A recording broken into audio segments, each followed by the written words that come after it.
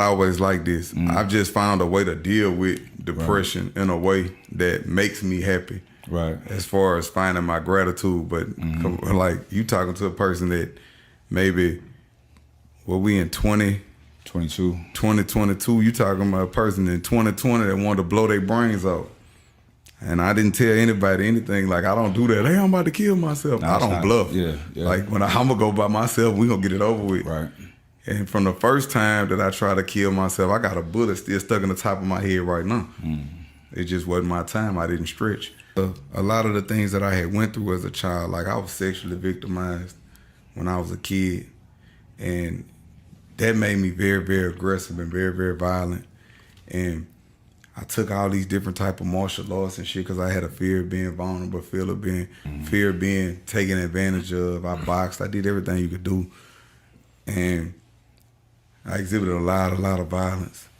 But that came from fear. Like, even all of the killers that I sit down and talk with, most of them was sexually victimized when they was younger. And they just don't talk about it. Even if you feel like it's gonna hurt somebody's feelings, you gotta tell them the truth out of a place of love. Wow, okay. And that's what it's been for me, because it's paying attention. It's people that I like and people that I love, but their energy does not align with my energy anymore. Hey, that's what we attract, and that's what we align ourselves with based on what's on the inside, but it's not serving our higher self. And Never. I'm at a point like that in my life to where it's about my higher self and being in alignment with who I am. I stand very firm on it. If protecting your energy is not a crime. I noticed that when I was being a giver and all of those things, I know this is gonna sound weird, I was getting colds and like I was getting like sick, and I realized I'm giving all of my energy away and it's causing me to have health issues. Like I was blessed in a situation to where I had achieved some things, not everything that I would have wanted, but I achieved some things before I had reached this level of success. And I'm gonna be honest with you, the bigger an individual gets, the greater the prison becomes. Like, I really appreciate you, because when I first came in here, he was like, "You ready to do these interviews?" No. Aww. But when I came in here, your energy was so beautiful, and it just, thank you. You just made me grow. Thank you. And I was like, well, you know what? I'm gonna share a little bit with her. Thank you. Cause I got a lot of shit I could share, but it make me don't want to share because it's people that they try to trick you.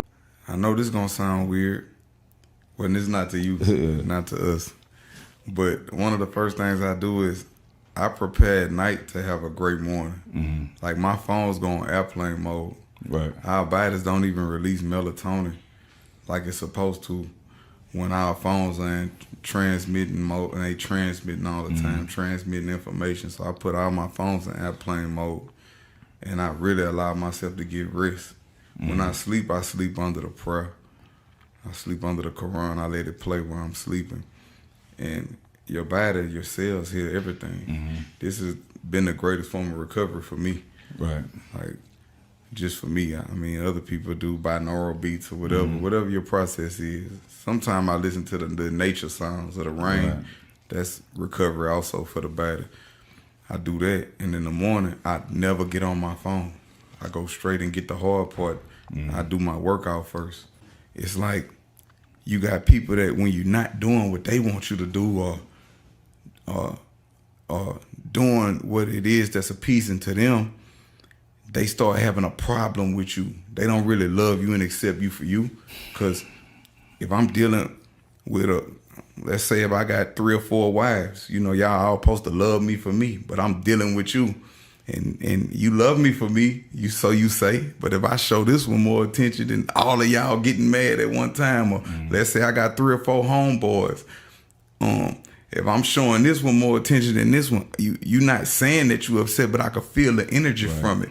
You know, all of these different things, they playing a part on my psyche. Like, if I'm such a problem, hey, I remove myself, because I'm not happy here anyway. And that was the point I had got to. If I'm such a problem, hey, look, I'm gone. Y'all gonna miss me when I'm gone, because nobody's gonna keep it as real as me. And I just was fed up. I was tired. But I had an epiphany in that process where I disabled my Instagram for 1.5 years. I spoke about it on another podcast, because I was taking fitness serious at that time also.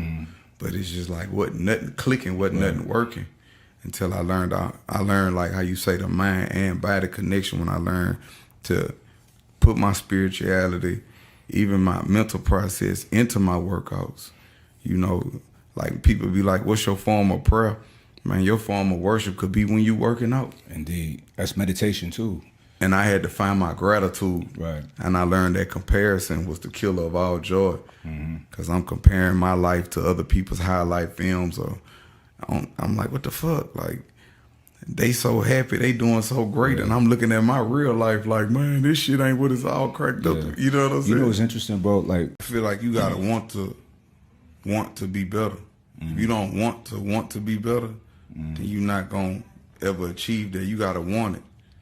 And the reason I don't go around preaching to people, because I'm going to preach to you with my actions. What I utter with my mouth, my actions must prove. And the greatest teachers teach without speaking. And that's just always been my philosophy, because I'm still learning. And one of my biggest lessons is I'm learning to love the stranger that was once myself. Like my mind don't even think prison, because I've mastered that. In the facility I go to, I'm going to be in a leadership position, because I know how to do that. That's not nothing. That's child's play to me.